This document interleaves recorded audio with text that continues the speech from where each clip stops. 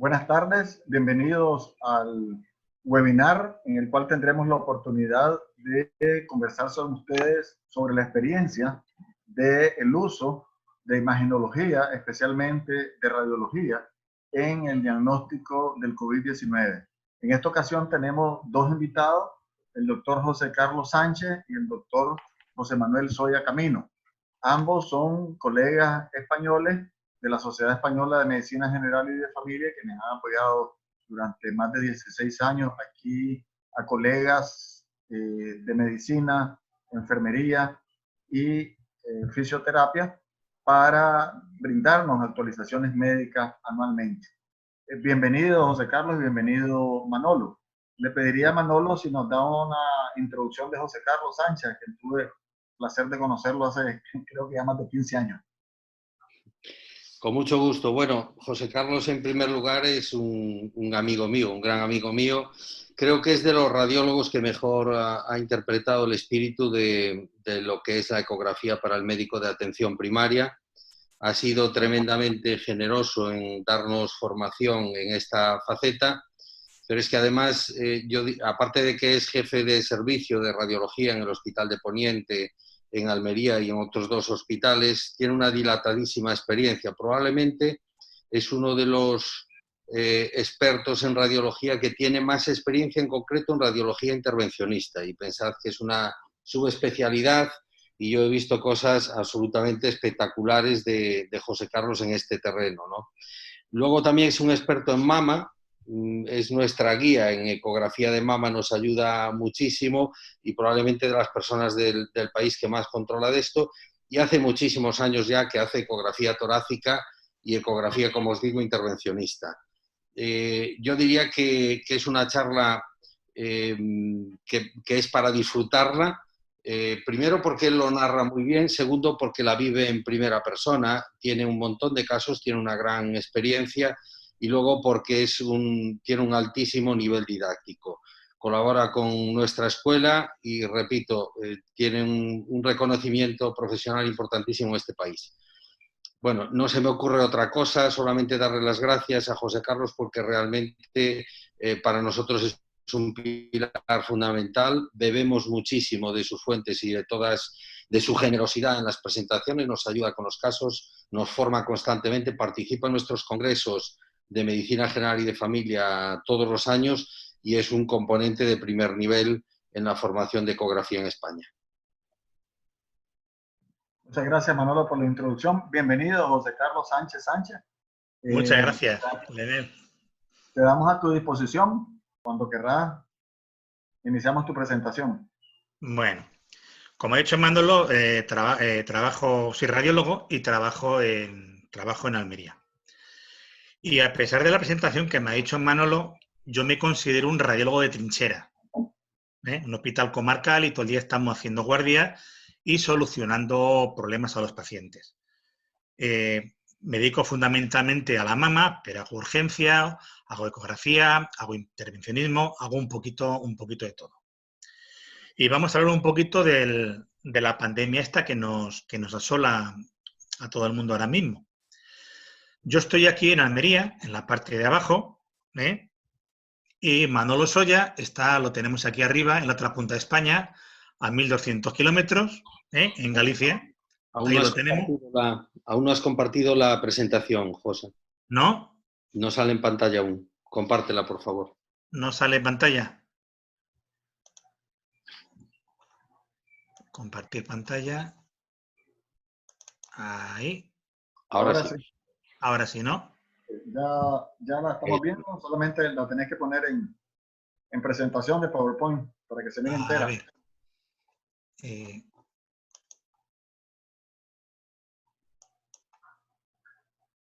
Voy a quitar... En la parte de abajo. Sí, a ver si puedo, porque tengo aquí los vídeos. Ahí. Ya está. Ahora, ¿no? Todavía no, pero me imagino que se tardará unos segundos. Ahora sí, perfecto. Ahora sí, ¿no? Sí. Ya está, ¿no? Ya está. Bien. Que lo que me comentaba, que yo me siento un radiólogo de trinchera, un radiólogo de hacer guardias todos los días y de solucionar problemas, más que un experto. Valemos un poquito para todo, estamos en un hospital pequeñito y hacemos un poquito de todo. Como he comentado antes, estamos en España, yo me encuentro en Almería, aquí abajo, y Manolo Soya está en la otra punta de España, ahí arriba. Esta es mi ciudad, Almería, y estos son mis hospitales. Tengo 4 hospitales, esta es la Casa Madre, el Hospital de Poniente, y luego tengo otros hospitales de unos 50.000 habitantes más o menos, Guadix, Loja y El Toyo.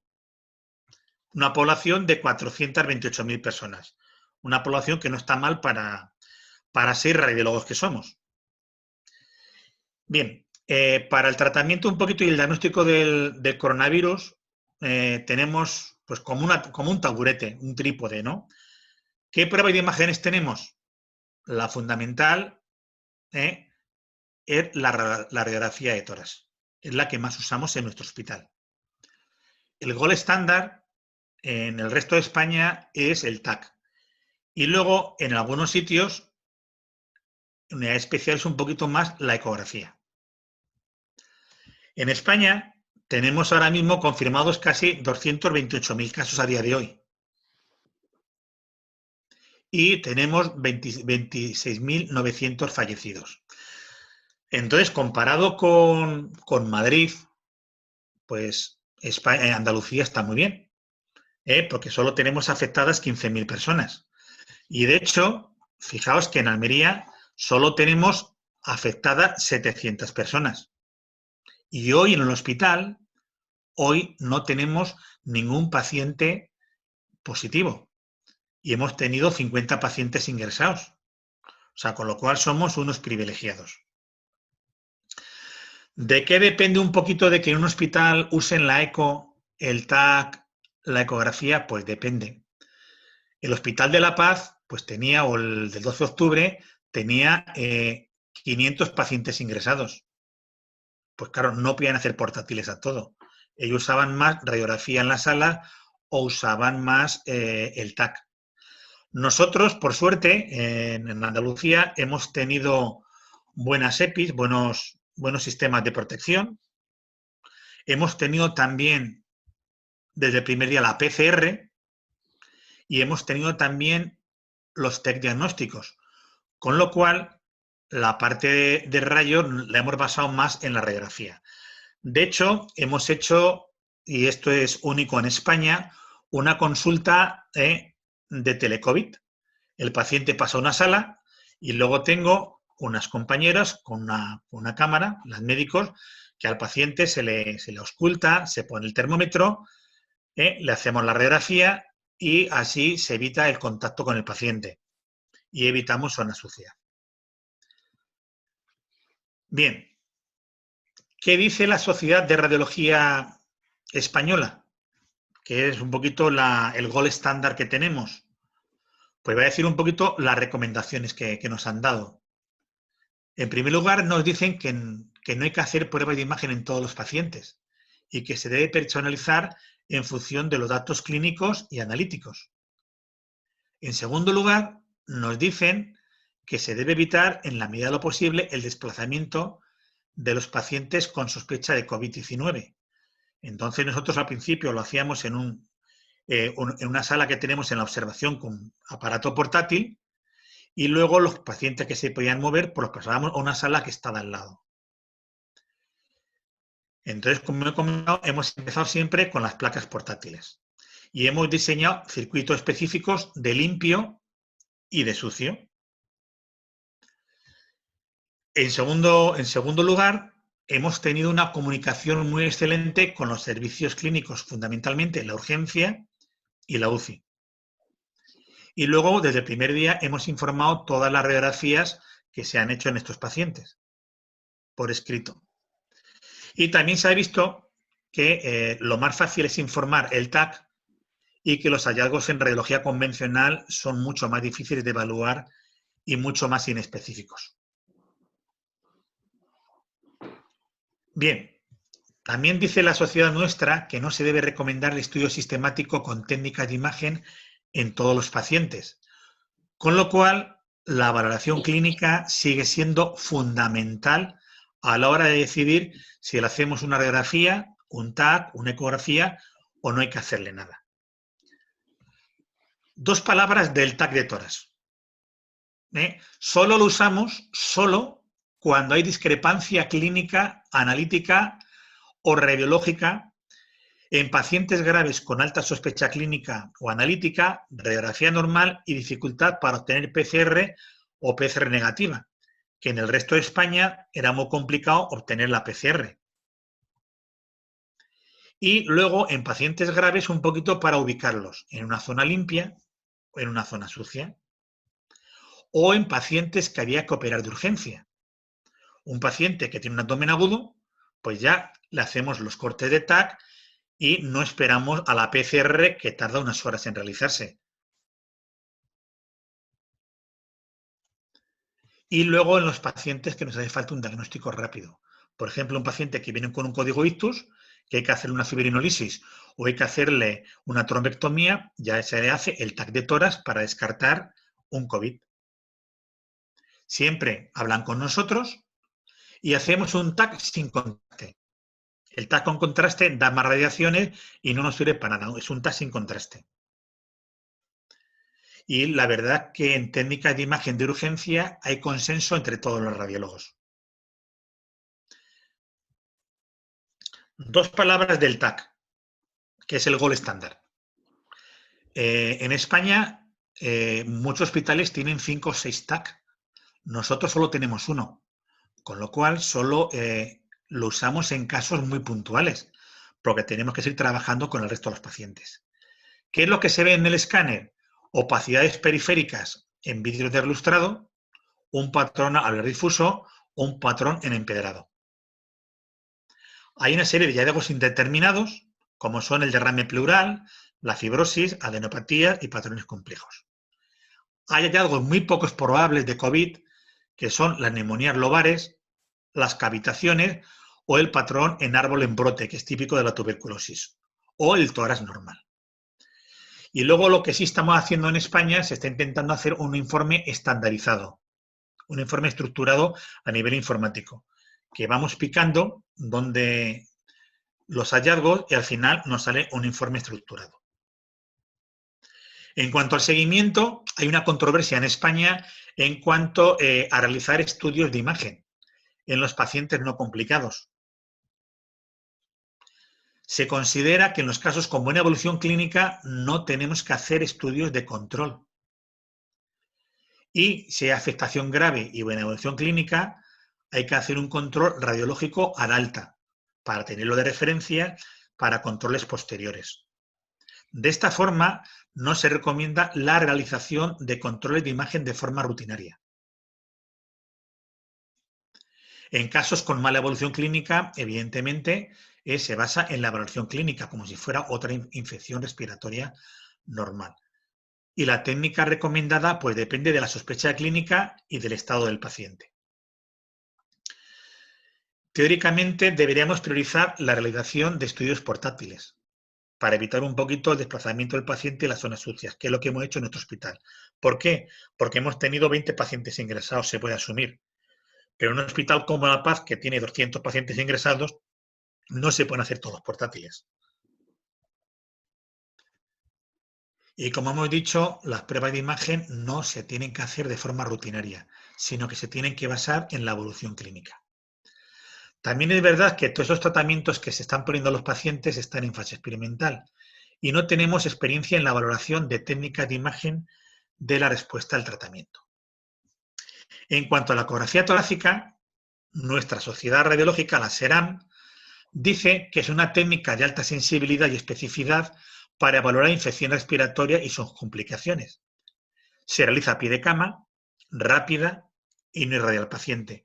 Pero, sin embargo, nuestra sociedad dice que presenta una serie de inconvenientes. Que a pesar de que está muy estandarizada, es complejo conseguir unos estudios perfectamente reproducibles y comparables, lo cual dificulta evaluar la evolución solo con la ecografía. También es verdad que los patrones estos que se ven en el TAC en vídeo ilustrado, en la ecografía la interpretación es más compleja y depende mucho del técnico o del médico que realiza la prueba. Y también es verdad que existe una mayor exposición de los radiólogos a realizar la prueba, más que si fuera un TAC o una resonancia. Entonces, nuestra sociedad recomienda la ecografía torácica, dice que es muy útil para el seguimiento de estos pacientes y siempre en unidades con experiencia en esta técnica. Por ejemplo, los compañeros neumólogos del Hospital de Cartagena, ellos manejan la ecografía perfectamente y la hacen ellos. En nuestro hospital, por ejemplo, nosotros los radiólogos no lo utilizamos de forma sistemática. Y en el contexto actual, en España, no se plantea como una alternativa real a la TAC torácica.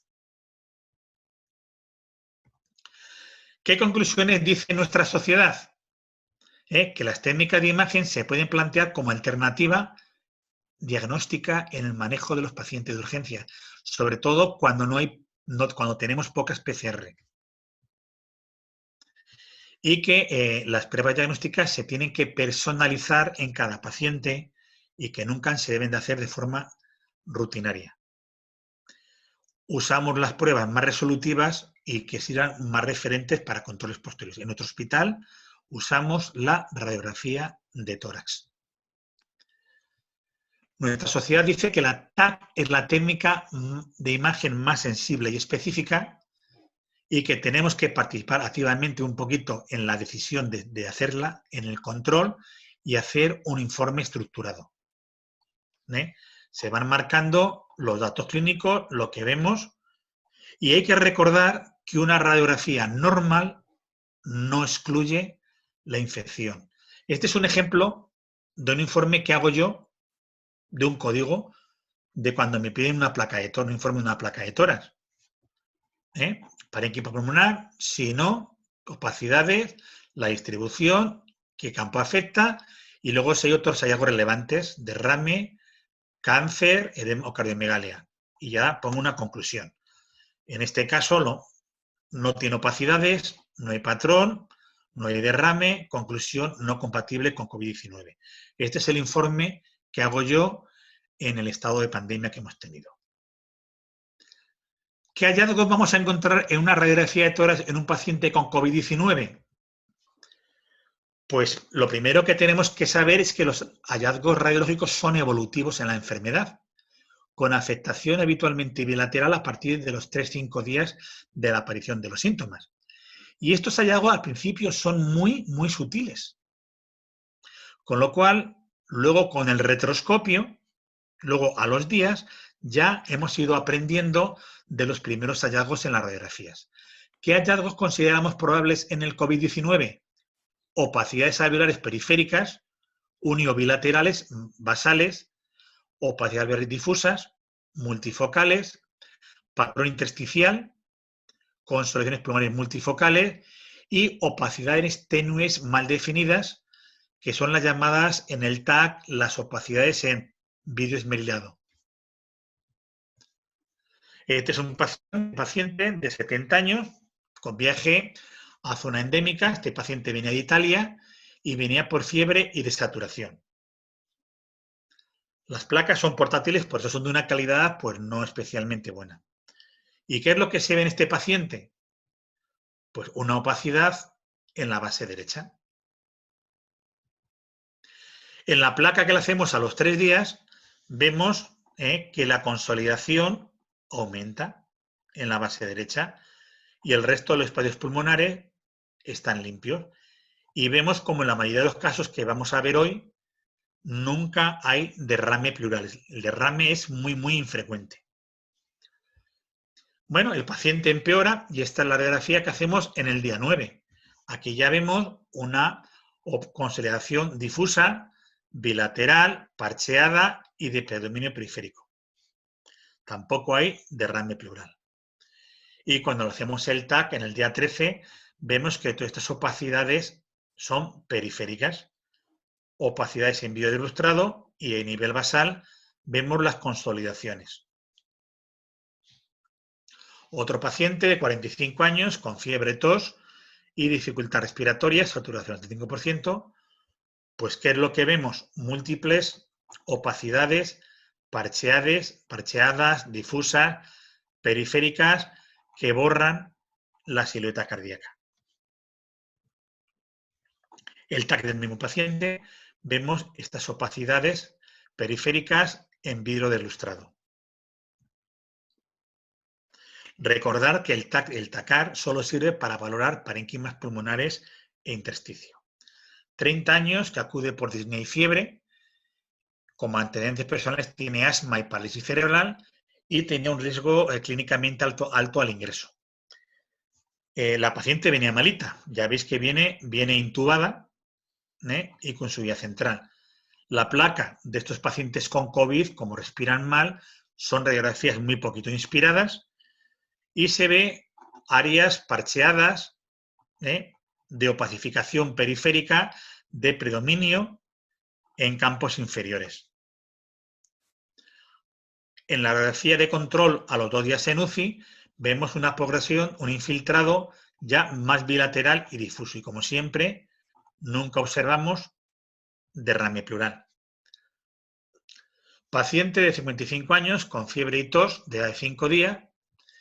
Y en este caso lo que vemos es un patrón intersticial. Vemos múltiples líneas y luego opacidades de predominio en los campos inferiores. Como he comentado anteriormente, estas radiografías en las primeras fases son muy difíciles de interpretar. Cuando le hacemos el escáner a los varios días ya vemos un patrón en vidrio deslustrado, bilateral y periférico. Este paciente ya vino malito, de 5 años, varón, fiebre disnea, y ya se ve completamente extensas opacidades en vidrio deslustrado. Y en el TAC se ven muy bien las opacidades en vidrio deslustrado. El vidrio deslustrado, tanto en el TAC como en la radiografía, se diferencia de la neumonía o de la consolidación, porque la consolidación tiene broncograma y además es mucho más densa. El vidrio deslustrado es mucho más sutil, más tenue. Aunque, como he comentado, es un concepto de TAC. Aunque desde que empezó la epidemia, la pandemia por COVID, lo estamos trasladando a las radiografías de tórax. Esta es una paciente hospitalizada, estaba ingresada por insuficiencia cardíaca y empieza con fiebre y disnea. Entonces vemos un tórax pues, con una cardiomegalia, vemos su válvula mitral, su marcapasos y vemos múltiples infiltrados periféricos en las zonas medias y en las zonas inferiores. Mujer joven, 35 años, fiebre, tos y disnea de 3 días, venía con taquipnea y una saturación al 70%. Y aquí está más evidente. Aquí se ve múltiples opacidades bilaterales, difusas y de predominio periférico. Y en ningún momento vemos derrame. Y en el TAC se objetiva el patrón en vidrio deslustrado o en vidrio esmerilado, que es una opacidad que permite ver a través los vasos. Esta es la imagen, una reconstrucción de realidad virtual y fijaos la afectación difusa que tenía esta paciente. 70 años, tos seca y fiebre, saturación del 89% y linfopenia. Pues una consolidación alveolar en vidrio deslustrado, periférica, bivasal.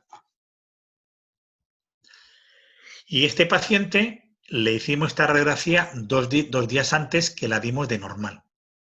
Y luego ya con el retroscopio, pues aquí parece que se veía un poquito de vidrio deslustrado. Pero si la comparamos con la placa que le hicimos a los varios días, pues como he comentado anteriormente, las placas en el momento del diagnóstico muchas veces son complicadas de diagnosticar. 55 años, que viene urgencia por disnea progresiva, fiebre, tos y linfopenia. Aquí ya se ven opacidades alveolares bilaterales, periféricas y sobre todo de predominio en el lado izquierdo. Son subpleurales. Y este paciente para mí son de las radiografías más difíciles de diagnosticar. Un poquito el intersticio, el engrosamiento intersticial. Se ve más marcas broncovasculares.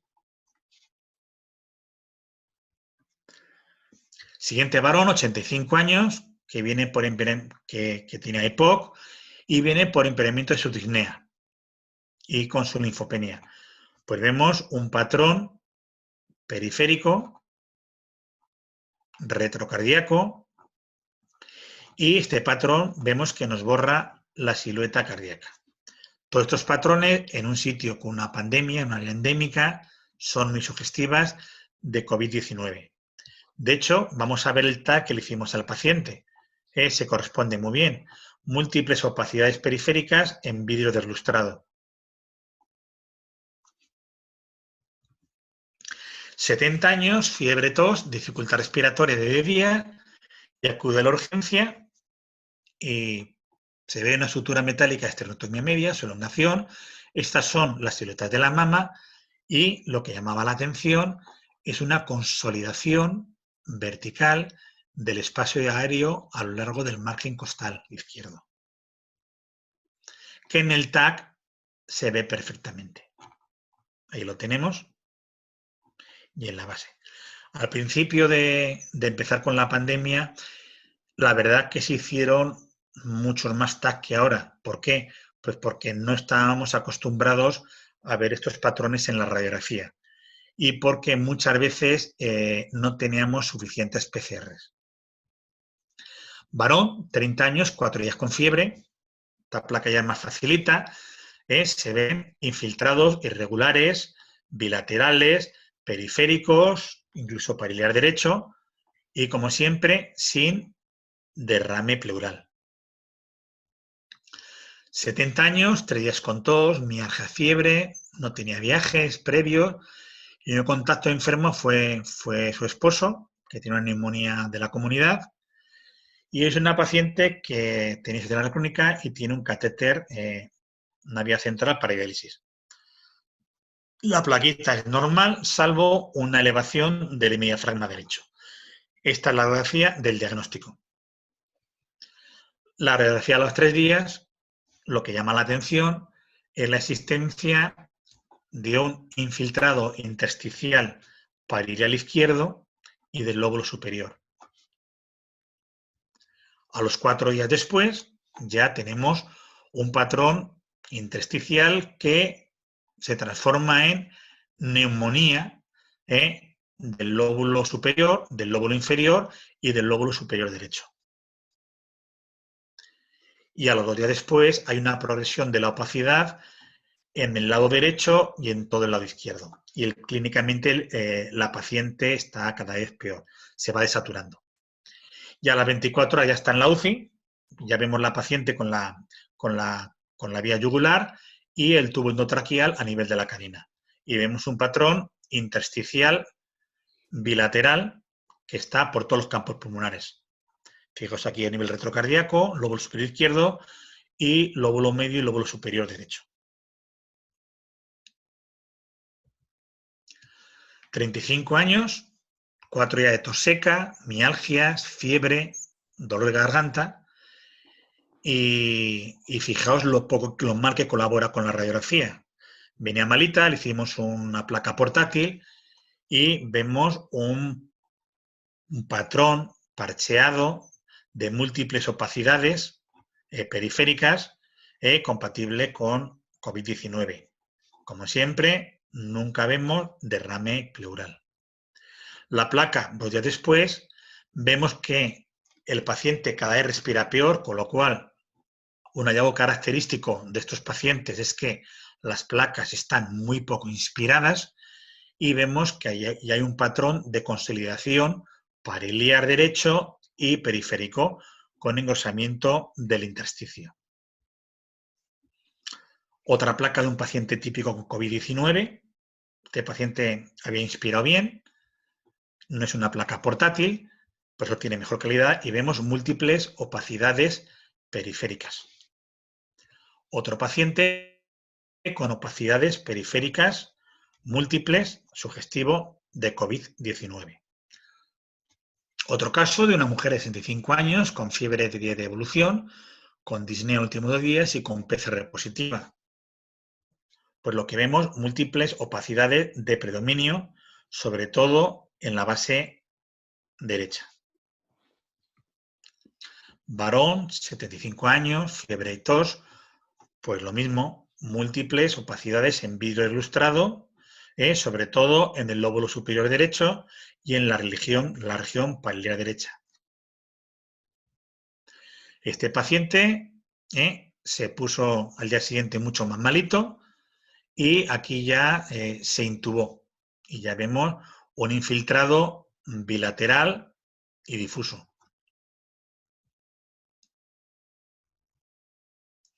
Dos palabras de una cosa que estamos empezando ahora, que es el uso de la inteligencia artificial. En la página nuestra de la SERAM han colgado una plataforma que se llama Ácigos y aquí subimos la radiografía, metemos los datos del paciente, hacemos una descripción de la radiografía, metemos los datos médicos y luego el sistema nos saca el informe radiológico. En este caso, 60 años, como clínica, dolor abdominal, fiebre, una PCR 95, linfocitosis, fumador. Y vamos a ver un ejemplo práctico. Subimos la placa. Esta es el análisis de inteligencia artificial que aplica los algoritmos el programa. Metemos los datos, 55 años. Describimos los hallazgos en la radiografía, que son múltiples opacidades derechas, periféricas, en campos medio inferiores y en el pulmón izquierdo en campos medio inferiores. Era diabético, saturación del 94% y el sistema de inteligencia artificial nos marca los criterios diagnósticos, que tiene opacidades, que tiene un patrón medio ilustrado, que tiene una afectación pulmonar periférica y una afectación principal en campos medios inferiores. Nos saca una conclusión y nos da una clasificación, que ahora la contaré, y luego la bibliografía. Esta es la imagen que metemos y esta es la imagen de inteligencia artificial.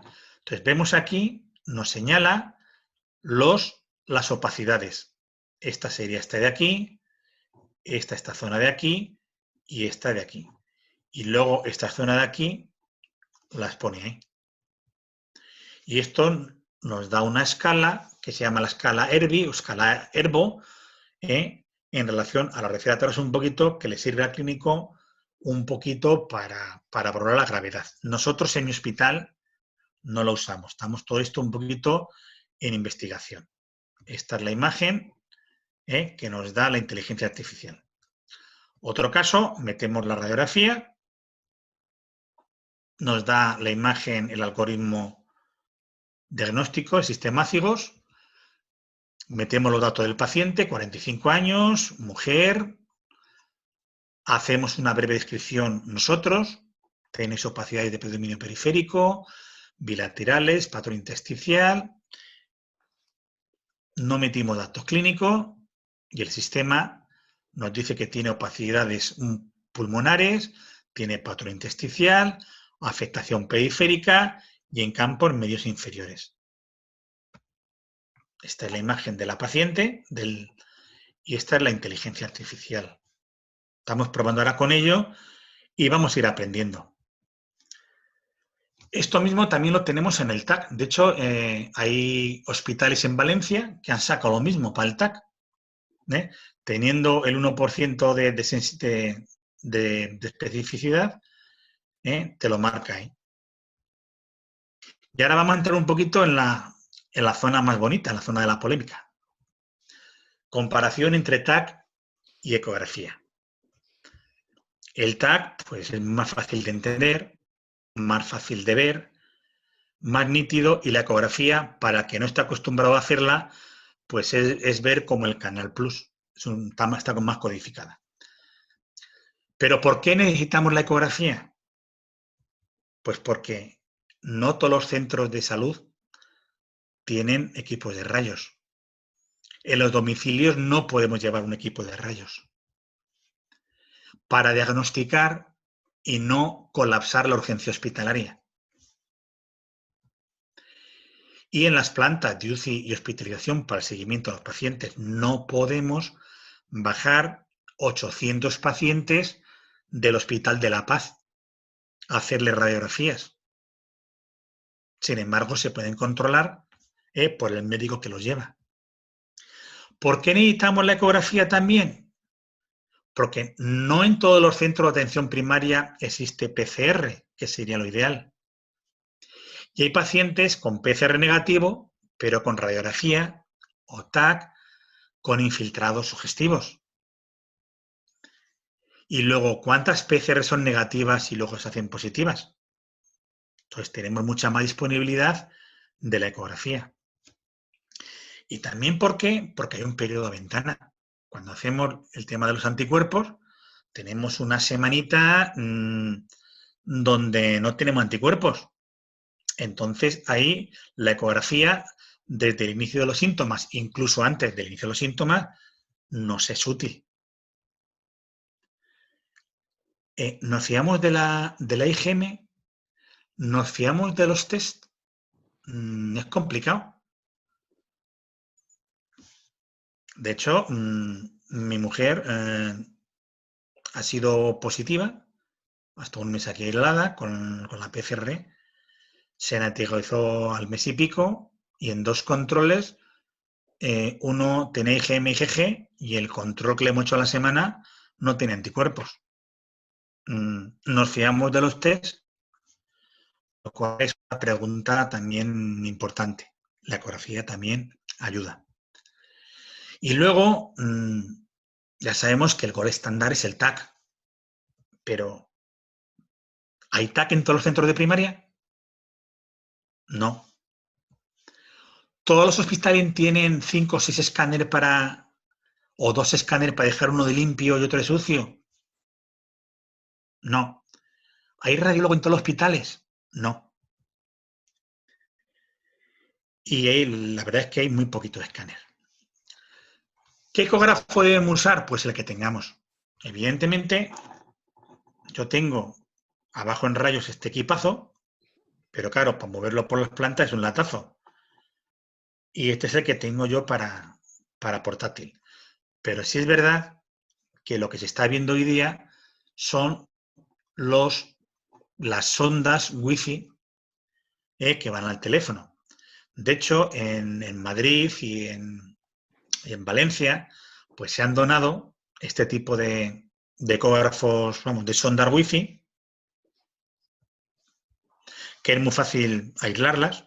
Se pone una funda con un plastiquito, e incluso con papel de estos de envolver, de esto de cocina, como han mucho aquí, con el ecógrafo. Y la verdad es que los hallazgos en la ecografía son muy facilitos. De hecho, hemos sacado una monografía en la revista Euroeco un poquito explicando la utilidad de la ecografía. Entonces, esto se puede resumir que los pacientes normales tenemos múltiples líneas A y luego en el progreso de la enfermedad pues van desapareciendo. Desaparecen las líneas A y aparecen las líneas B. Y luego aparecen consolidaciones parenquimatosas y se engrosa la línea pleural. Habitualmente no vemos, como hemos comentado, derrame pleural. Entonces, esta tabla nos sirve mucho un poquito para ver la evolución de la enfermedad sin radiar el paciente, sin moverlo de la planta o sin moverlo del domicilio o sin moverlo del pueblo en el que estemos. Y si es verdad que hay una correlación inequívoca entre TAC y ecografía. Aquí se ve un patrón normal, con líneas A que se mueven y pocas líneas B. Aquí ya se ve un patrón de consolidación, con múltiples líneas B, incluso zonas de consolidación y engrosamiento pleural. La correlación entre el TAC y la ecografía es realmente muy buena. ¿Qué decir de la utilidad de la ecografía en la consulta externa? Pues nos sirve para manejar un poquito pues, el paciente. Si el paciente tiene menos de 5 días, tiene una saturación mayor del 95%, sin disnea o diarrea enorme, pues se puede controlar en domicilio. Si luego ya tiene fiebre más de 5 días, baja la saturación, aumenta la disnea, es un paciente de alto riesgo y la escala curva es menor de 2, pues ya valoramos si lo ingresamos o lo podemos controlar en casa. Incluso dentro del hospital, ya cuando los pacientes se nos desaturan, aumenta la disnea, aumenta la taquicardia o se nos hipotensa, pues la ecografía nos sirve para ver cómo va el COVID, si ha hecho una neumonía bacteriana, si ha hecho un edema de pulmón o nos ha hecho un neumotórax, que ya hemos visto alguno. Entonces, ¿qué nos aporta realmente, ya para acabar, la ecografía? Pues una toma rápida de decisiones en primaria, una toma rápida de decisiones en atención domiciliaria, evita traslados al hospital para realizar radiografía de tórax, nos sirve para el control diario en planta versus realizar una radiografía cada 4 o 5 días, como hacen en muchos hospitales, y evitar el uso del fonendo, porque la ecografía es el fonendo del siglo XXI. Y luego nos sirve para controlar en consulta los pacientes dados de alta del hospital. Vamos a poner encima del tapete las dos cosas que yo veo fundamentales de la ecografía, que hay gran cantidad de lesiones subpleurales que pasan desapercibidas en la radiografía de tórax y no en la ecografía, y que la ecografía de tórax es de muy fácil aprendizaje, sobre todo con los hallazgos que se ven en el COVID, que son muy fáciles. Y que tiene que hacer la ecografía el que esté acostumbrado a hacerla y el que sepa hacerla. Yo en mi caso no puedo competir con los neumólogos del Hospital de Cartagena, nos dan 1000 vueltas, porque ellos la usan todos los días. Bueno, compañeros, eso es todo y preparado para las preguntas que me queréis hacer. Muchas gracias. Muchas gracias, José Carlos, por la presentación tan clara. Yo tengo algunas dudas que quisiera compartirlas. Algunas me las han pasado por teléfono, otras que me han ido surgiendo a mí. Perfecto. Sí, ya estamos viendo ahorita todo. Muy bien. La duda es la siguiente. Vos estás hablando de que la radiografía de tórax hay que hacerla entre 3 a 5 días. Entonces, ¿hay alguna definición? Como si tenés un paciente que inicia con asintomatología, ¿en qué momento es que uno tiene que hacerle la radiografía? En mi hospital, a cualquier paciente que venga con clínica respiratoria, le hacen una radiografía. Okay. Y lo que te referías entre 3 a 5 días... Son un poquito los cambios que hay. O sea, muchas veces la placa es normal y cuando le hacen una placa a los 5 días, ya ves los cambios. La primera radiografía es muy complicada de diagnosticar si el paciente viene con una clínica respiratoria leve. Por eso es mucho más útil en estos casos la ecografía que la radiografía.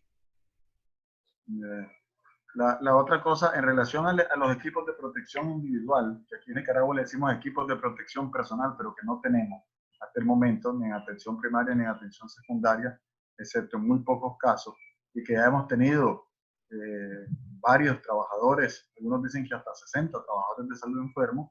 De hecho, tenemos en este momento 4 colegas que están intubados en hospitales y otros que ya salieron y están bien. Por suerte, hasta el momento no hemos tenido ningún fallecido. ¿Qué equipo de protección personal utilizan ustedes cuando están en la urgencia atendiendo al paciente con el equipo de rayos X portátil? ¿Y qué equipo utilizan ustedes cuando están, digamos, en cabina o donde tienen el rayos X en una habitación? Bien, en primer lugar, lo que te he comentado antes en nuestro hospital es pionero en España, ya ha salido en la televisión española, es que hay una sala, como una consulta, donde entra el paciente y el médico está con una webcam al otro lado. El paciente se pone el saturímetro, se ausculta, se toma la tensión, al lado se le hace la radiografía y entonces ahí hay poquito, para el médico, hay poquito EPI porque estamos aparte. Cuando subimos a hacer los portátiles nos vestimos completamente. Mascarillas FP2, una pantalla, una visera de plástico y luego una bata impermeable con un par de guantes. Igual, o sea, el técnico de rayos que sube se protege igual que el internista, el neumólogo o el intensivista.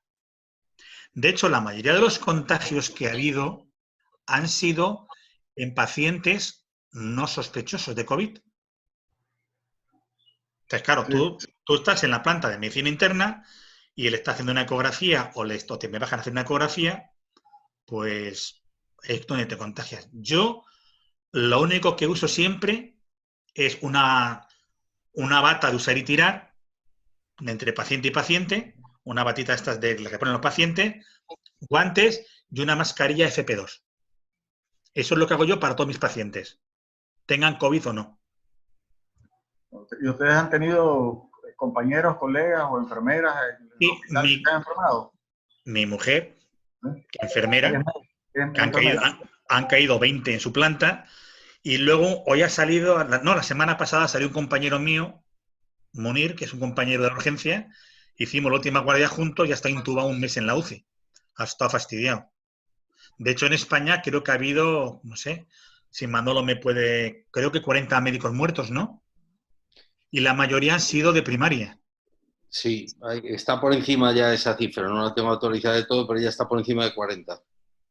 Y fundamentalmente es en primaria, ¿por qué no? Porque no tiene los medios. En el hospital, más o menos, hemos tenido nuestros medios. En mi hospital en concreto sí, porque nuestra zona vive de la agricultura, de los invernaderos. Y las donaciones de la gente han sido brutales. Entonces hemos tenido la suerte de tener bastantes EPIs. Al principio no mucho, pero luego con las donaciones de la gente hemos estado muy bien cubiertos. Mascarilla, guantes y una bata de usar y tirar entre paciente y paciente. Ahora mismo en primaria hay EPIs. Yo creo que se ha estabilizado ya. Ha habido falta de recursos al principio, sin lugar a dudas, que ya lo comentamos aquí en otras webinars, no en la actualidad. Es cierto que no tienes una gran cantidad apilada, pero cada EPI que consumes te mandan el siguiente inmediatamente. Claro, no es lo mismo también vosotros, o sea, o nosotros los radiólogos, que el médico que está, el intensivista, o en mi hospital hay una planta que hemos dejado de COVID, que hay 2 internistas o 2 neumólogos separados una semana para no contagiarse. Ellos, claro, ven el paciente, se visten, están 2 horas o 3 horas vestidos ahí con toda la EPI y luego se lo quitan. Nosotros, igual que vosotros, estamos casi en contacto. No podemos estar 14 horas vestidos con plástico, las mascarillas, es un horror. Entonces, nuestro caso un poquito es más light, porque nuestros pacientes son, entre comillas, no son tan sospechosos, teniendo en cuenta que ahora mismo en el hospital ya no tenemos ninguno. Esto no es Madrid o Barcelona. Una de nuestras colegas, que es pediatra, nos pregunta qué experiencia tienen ustedes desde el punto de vista radiológico en niños. En niños, yo en mi hospital no hemos visto ninguno. Lo que sí es verdad que cada vez se publica más que los niños enferman menos, pero contagian más. Y lo que sí es verdad que casi todos los niños que se ven con clínica digestiva. Fiebre, vómito, diarreas. Entonces vienen por ahí y muchas veces pues ves hallazgos en la ecografía que te sorprenden. Ves muchas apendicitis más de las debidas, ves engrosamiento de las asas intestinales, ves edema de las asas. El virus también afecta el tubo digestivo, más en los niños que en los adultos. Ya. En el caso de la ecografía, yo tal vez es importante, y también Manolo puede completar esta, pero están preguntando aquí sobre que si los neumólogos allá hacen también ecografía o no, o solo los radiólogos. No. Vamos a ver. En mi hospital, mis radiólogos no la hacen. Los neumólogos tampoco la hacen. Los neumólogos de mi hospital, hasta ahora, han empezado hace muy poco tiempo, el año pasado, a poner tubos de tórax, a hacer biopsias plurales con eso. Pero en mi hospital, que yo sepa, para seguimiento del COVID no lo hacen? Médicos de familia hay bastantes haciendo. Mirad lo que tengo aquí. Esta es una sonda, por un lado lineal, por el otro lado convex, completamente inalámbrica, que es lo que estamos recomendando junto con una tablet que lleva un programita que te la conecta. Es lo más fácil para la desinfección. Afortunadamente, como tengo comentado ya aquí, nosotros hemos tenido muy pocos casos y hemos hecho muy poca ecografía torácica buscando paciente COVID. En nuestro centro de salud en concreto hemos hecho hasta el momento 3, las 3 han sido negativas, las ecografías eran normales, pero nos han sacado de la duda. Quiero decir que son pacientes que ya no derivamos a nivel hospitalario, que se han derivado a domicilio. Pero tenemos compañeros, por ejemplo, en Madrid, que llevan a estas alturas 200, digo 200, 200 ecografías, con más de 70 casos positivos, 200 filtradas en atención primaria, con aparatitos en ocasiones parecidos a este que os comento yo aquí, que es un inalámbrico, y en otras ocasiones han establecido un circuito de sucio para el ecógrafo de su centro de salud y están trabajando muchísimo. Hay 2 focos potentes, Madrid, Barcelona, y compañeros también en Lérida, con los que tenemos mucha relación y mucho contacto. Muchos de ellos se han formado con nuestra escuela. José Carlos también ha impartido clases allí. Y nos han estado enviando vídeos, Jota, nos han estado enviando un montón de vídeos de pacientes con COVID. Entiendo perfectamente la postura de los radiólogos. Entiendo incluso que el radiólogo no debe de hacer la ecografía. Primero, porque se expone muchísimo más. Tú no puedes dejar que los servicios centrales de un hospital tengan bajas. Esta gente tiene que estar muchísimo más protegida. Para eso estamos la tropa, digamos, de primer nivel, ¿no? Es decir, es así. Aquí somos la infantería y estos caballeros son los coroneles, que si nos cargamos los 4 coroneles que hay, pues no tenemos más. Entonces, servicios centrales, entiendo perfectamente que la ecografía la utilicen de manera excepcional por la exposición que supone, como dice él. La resolución, quiero recalcar que va en parte en la experiencia que tenga el ecografista, que esto es muy importante reseñarlo. Es decir, nosotros llevamos bastante tiempo haciendo ecografía torácica, muchísimo menos tiempo haciendo ecografía COVID. Entonces, los compañeros que han tenido la mala suerte de estar en zonas COVID muy calientes, que te digo que hay compañeros con hasta 200 ecografías a sus espaldas, compañeros de atención primaria, tienen una experiencia extraordinaria. Y son los que te mandan imágenes que al principio te pedían tu opinión porque hacías más ecografía de toras y ahora son verdaderos expertos ellos porque han hecho 200. ¿Vale? Entonces resaltar eso, es decir, para mí el papel de la eco está en el paciente no grave, ecografía en atención primaria, paciente grave, no hay que hacerla. Un paciente que está desaturado, que viene con taquipnea, con sensación que ya afecta de gravedad. Es que no hay ni que auscultarlo. De hecho, nosotros cuando es así no los auscultamos. Tomamos saturación, miramos cómo está, tomamos tensión, miramos temperatura y si está muy taquipneico y con una saturación muy baja lo derivamos directamente al hospital. Por el contrario, paciente con fiebre de 4 o 5 días que satura por encima de 95 o que está entre 92 y 95, te vas a guiar mucho por los hallazgos ecográficos. Si tienes hallazgos ecográficos con muchas líneas B que te están hablando probablemente ya de un patrón en vídeo deslustrado, y no te digo nada si lo que ves directamente son imágenes perfectamente reconocibles por la ecografía, porque además tenemos la suerte en ese sentido de que el COVID afecta mucho en zonas periféricas, sobre todo en las zonas basales y muy pegadas a la periferia, con muy buen acceso para el ecógrafo, ¿no? Si lo haces de manera sistemática, si dispones de un equipo adecuado, porque hay compañeros que a veces nos han llamado, es que no tengo claro si hay líneas B o no, es que tienes un equipo muy malo. Y esto hay que resaltarlo, porque a veces la gente quiere ponerse a hacer cosas con un equipo que no sirve para hacer esas cosas. A veces nos pasaba con la ecografía antes de esto, con la musculoesquelética. Bajísima resolución de determinadas ondas, no puedes hacer un diagnóstico correcto. Entonces, en este caso es real que la ecografía está siendo muy resolutiva, que además viene una etapa ahora en la que, pasada la fase más aguda, vamos a ir viendo casos goteando y probablemente a lo mejor en otoño, ojalá no, pero podamos tener otro rebrote. el papel de la atención primaria es crucial. Y es crucial, primero, para que no tengan que verse en el estrés que se vieron los hospitales. Si ya disponemos de más PCR, si disponemos de los test, entiendo que hay controversia, pero el gran problema con los test es que muchos de ellos, la fiabilidad, incluso la procedencia, era francamente mala, pero están viniendo test, por ejemplo, de procedencia canadiense con laboratorios más contrastados, que lo han visto los virólogos de aquí, que tienen ya una sensibilidad y una especificidad mucho más alta. Entonces, no hay que renunciar, evidentemente, a hacer test, tenemos que seguir haciéndolos, pero tienen que ser fiables. Cuanto más fiables, mejor. Y si tienes posibilidad de hacer el ELISA, en vez de rápido, pues todavía es más fiable, ¿no? Entonces, yo creo que lo que va a orientar esta nueva etapa es mayor contención de los casos en atención primaria, hablo del caso de España en este momento, mayor capacidad resolutiva de esa atención primaria y mejor derivación al hospital en aquellos pacientes que planteen dudas, ¿no? Identificar los focos en nuestra zona, identificar a los positivos, aislarlos, hacer el seguimiento de ellos. Si se hace correctamente, si hubiéramos tenido esta primera fase con EPIs, con más test y con la posibilidad de que la primaria se hubiera movido correctamente, no hubiéramos llegado a la situación actual. Es correcto, es lo mismo que ha pasado en otros países que se han concentrado más en la atención primaria que en la secundaria. Hay otra pregunta aquí, dice, soy médico de atención primaria.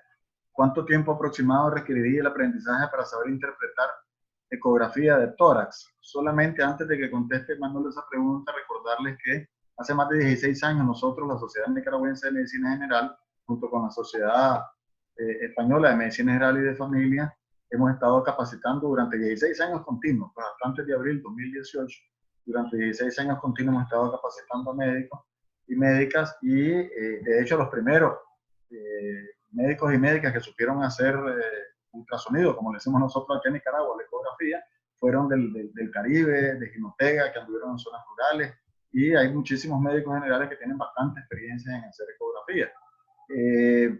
Manolo conoce la realidad. Te recuerdo, Manolo, cuando estuvimos, por ejemplo, en Río San Juan, ¿verdad? Que había aquel aparatito pequeño, portátil, que me decía, vos, aquí más se inventa que lo que se mira, ¿no?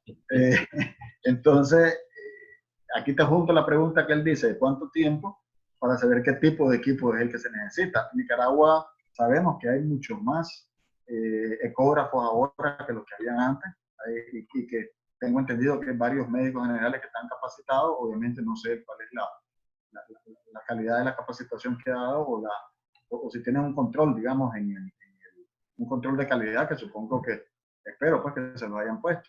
Entonces dice, cuando, bueno, esa dejaría ahí la pregunta porque la otra es para José Carlos. Mira, lo primero sería preguntarle qué experiencia tiene en ecografía, si hace ecografía abdominal o si venía haciendo ya ecografía, por ejemplo, musculoesquelética, de partes blandas, de mama. Es decir, si tienes una larga trayectoria ya como ecografista y sabes manejar muy bien la botonería del equipo, sabes ajustar bien los parámetros, tú sabes que en ecografía torácica vas a poder utilizar indistintamente una sonda lineal o una sonda convex. Lo que tienes es que saber en todo momento cómo manejar esas sondas, cómo manejar la profundidad, cómo manejar el rango dinámico, cómo manejar los distintos parámetros que van a conformar una imagen buena. Si venías ya, por lo tanto, de una formación en musculoesquelética, por ejemplo, en una formación en abdominal previas o en partes blandas, el tiempo de formación va a ser menor. Pero hay que identificar las estructuras torácicas. Si no tienes experiencia, tienes que formarte. Yo creo que tampoco es excesivamente complicado, pero no es decir esto es muy facilito y ver un tutorial. Nosotros tenemos uno que acabamos de lanzar recientemente que le ha gustado muchísimo a la gente porque hemos intentado simplificarlo mucho, ¿no? Lo podéis visitar en la página web de la SENG y está en abierto para todo el mundo. Está en YouTube colgado y lo puede encontrar cualquier persona. Pero lo que diría es que al principio conviene una supervisión. Si alguien proviene ya de la ecografía, sabe hacer musculoesquelética, hace partes blandas, maneja bien una sonda de 7,5, que es la que nosotros recomendamos, pues, y tiene un equipo decente, vuelvo a repetir, porque claro, yo he visto y a veces en Nicaragua con equipos pues muy malos, realmente muy malos, inventar diagnósticos. Es decir, hay que intentar tener un poquito de rigor, porque según la máquina que tengas también vas a poder hacer determinadas cosas, ¿no? Yo, es mi opinión, no sé lo que opina José Carlos, no es excesivamente difícil, pero hay que empezar por formarse en ecotorácica para poder interpretar bien los hallazgos de EcoCovid. Y luego hay que apoyarse mucho en los grupos de trabajo. Nosotros tenemos activos más de 300 médicos en nuestros grupos de WhatsApp que nos están enviando constantemente imágenes y en las que opinamos todos y nos ayudan a crecer a todos, ¿no? Recomendarle que hagan eso, que hagan grupos de intercambio de WhatsApp, que tengan un experto de referencia. Nosotros tenemos a José Carlos, que cuando tenemos dudas, pues recurrimos siempre a él, ¿no? Y en el grupo, digamos, siempre hay alguien que le gusta más un tipo de ecografía que otra y que va a dar una opinión más fundada según la ecografía de la que se esté hablando. Yo creo que ahí en Nicaragua hay gente muy preparada, hay gente que se ha formado con nosotros ya hace más de 10, 12 años y que perfectamente con un tutorial podrían empezar y buscando ese contraste con compañeros radiólogos que les pueden ayudar y si no, con grupos también de aquí españoles. Nosotros siempre estamos dispuestos y nuestros WhatsApps están abiertos para cualquier tipo de consulta. Lo hacemos constantemente con el Sáhara y yo personalmente le doy mucho la lata a José Carlos cuando me mandan cosas que exceden a veces de mi capacidad o que pido una segunda opinión, ¿no? Porque, pues, del experto en este caso. Gracias. José Carlos, hay una consulta aquí de una participante. Dice, en mi centro de salud, cuando se ve una radiografía sugestiva de COVID, se cierra la sala de radiología para desinfectar. ¿Se hace lo mismo en el Hospital Poniente? Sí, tenemos una sala de sucio, con lo cual, entre paciente y paciente se sigue limpiando. Pero en general, ahora que ya ha pasado un poquito la pandemia y hemos vuelto a la actividad normal, entre paciente y paciente, en cualquier sala, resonancia, taco, eco, se limpia la sala. Se limpia. Ok. ¿De casualidad sabes qué tipo de desinfectante están utilizando? Nosotros usamos Virkon. Virkon, W-I-R-K-O-N. Y si no, lejía. Okay. O alcohol. Okay. El recomendado por medicina preventiva de mi hospital es el Virkon. Uno de los participantes dice que en el Ministerio de Salud de Nicaragua hay ecógrafos buenos, como el FIC, en algunos centros, inclusive no solo en los hospitales, sino en centros de salud. Pues qué bueno. Y yo me alegro mucho además porque eso es muy importante, disponer de una buena herramienta. Yo estoy hablando de hace bastante tiempo que había equipos muy deficientes y claro, se pierde rigor, ¿no? Y eso no es bueno para nadie. Lo que es cierto es que los equipos han ido abaratando con el tiempo en coste y mejorando muchísimo en prestaciones, de manera que es una muy buena noticia que en Nicaragua los centros de salud dispongan de herramientas fiables para el trabajo de los médicos de familia, que están perfectamente capacitados, muchos de ellos, para hacer una magnífica ecografía. Este ecógrafo pequeñito, portátil que me enseñaste, ¿ese lo están adquiriendo ustedes a nivel particular o ese se los está supliendo el Ministerio de...? Nos lo tenemos que pagar, Leonel. No regalan nada. ¿Y más o menos cuánto cuesta? Pues este modelo en concreto, que tiene una sonda por un lado y por el otro, está aquí en España en torno a los 5.500 euros aproximadamente. Y posiblemente si la compra la hace una institución, estoy convencido de que se podrían conseguir en torno a 3.000 euros aproximadamente, haciendo una compra de varios equipos.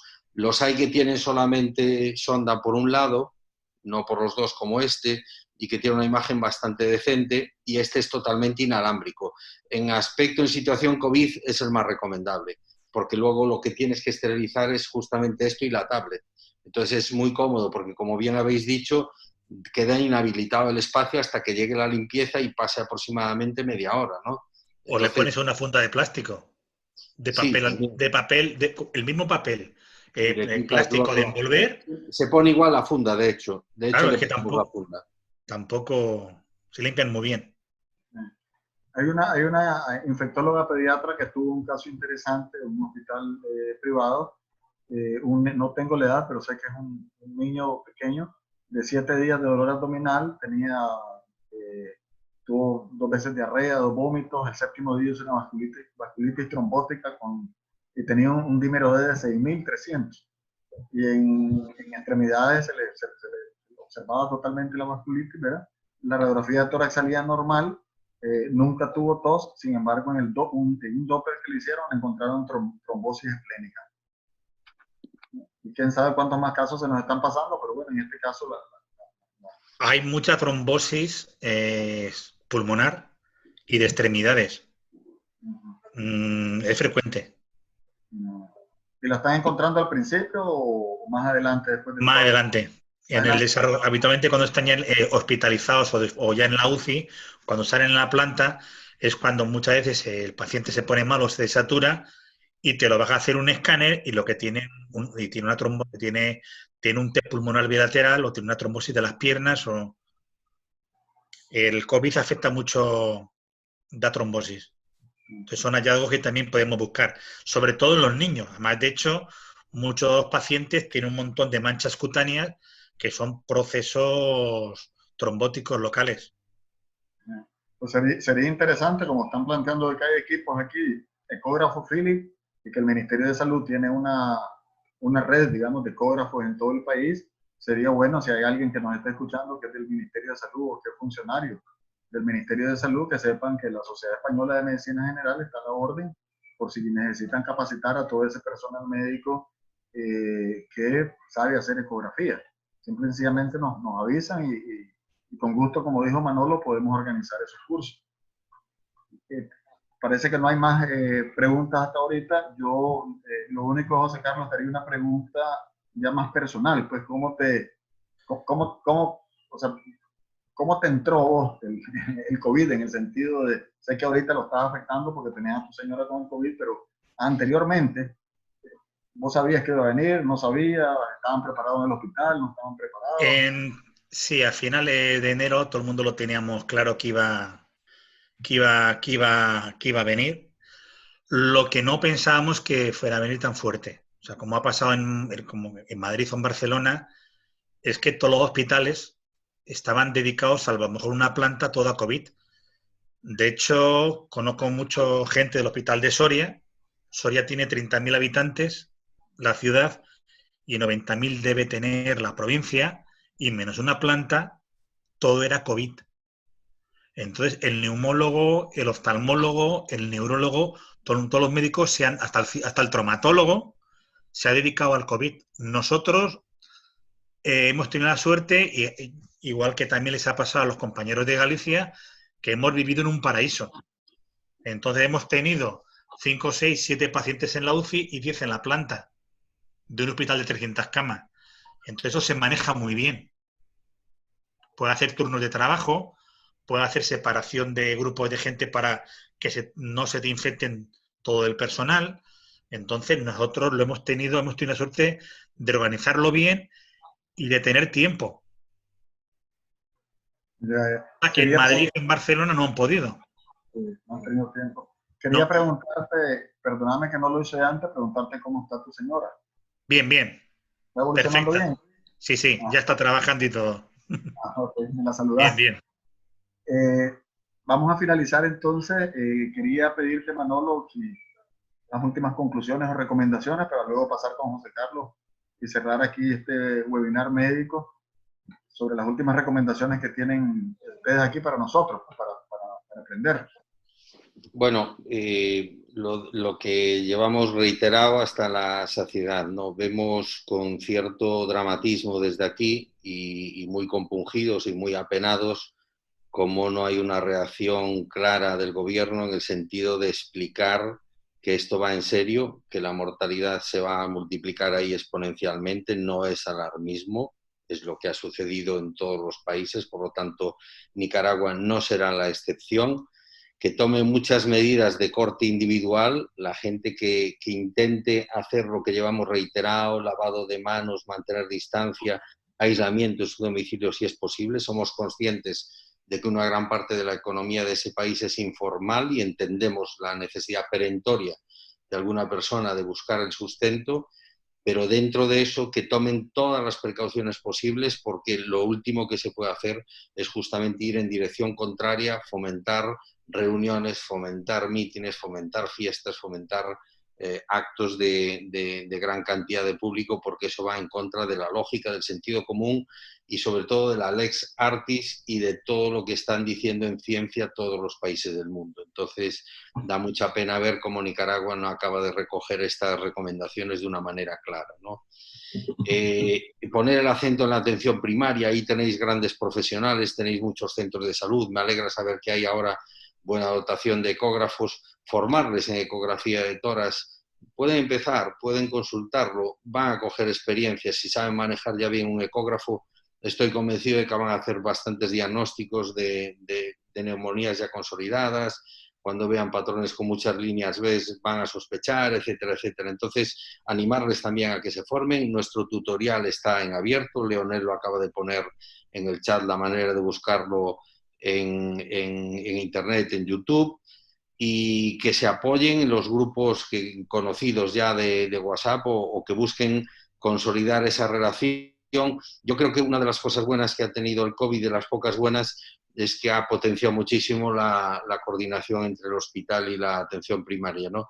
Creo que estamos más unidos que nunca, hemos creado un cuerpo de trabajo donde el conocimiento fluye de un extremo al otro, y creo que todos somos imprescindibles en esto, pero el papel de la primaria es fundamental para no saturar los hospitales. Entonces, desde la vigilancia epidemiológica a pie de obra, en el barrio, conociendo a las personas, el filtrado de las llamadas por vía telefónica, que intenten no ir al centro de salud, que lo filtre siempre el médico de familia, y que desde ahí se empiecen a tomar decisiones coordinadas con los epidemiólogos, que son los que tienen que ir marcando todas las pautas.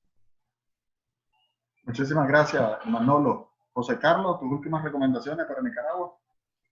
Pues para los médicos, que todo lo que comenta un poquito de recomendaciones de la SERAM, que se metan en la página de la SERAM, ahí está todo por escrito, todo lo que he explicado bien por escrito. Y de acuerdo con Manolo, la primera línea es la primaria, le hace falta EPIs, le hace falta PCR y anticuerpos, y le hace falta más medios para controlar la población, simplemente por ahí. Y de nosotros, de la radiografía, ya habéis visto que muchas placas al inicio de los síntomas son muy sutiles y que los hallazgos a los 3-5 días son patrones periféricos de consolidación y poquito más, es lo que puedo decir. Perfecto. Y TAC usamos muy poquito, muy poquito. Ok, muchísimas gracias, José Carlos. Muchas gracias, José Manuel, por tener la oportunidad de conocer su experiencia. Gracias a todos y todas los participantes. Los esperamos para el próximo webinar este viernes a las 2 de la tarde y vamos a hablar sobre el impacto del COVID en odontología. Muchas gracias. Buenas tardes. Muchísimas gracias a ustedes desde España. Buenas noches. Gracias a vosotros. Un abrazo. Luego. Chao.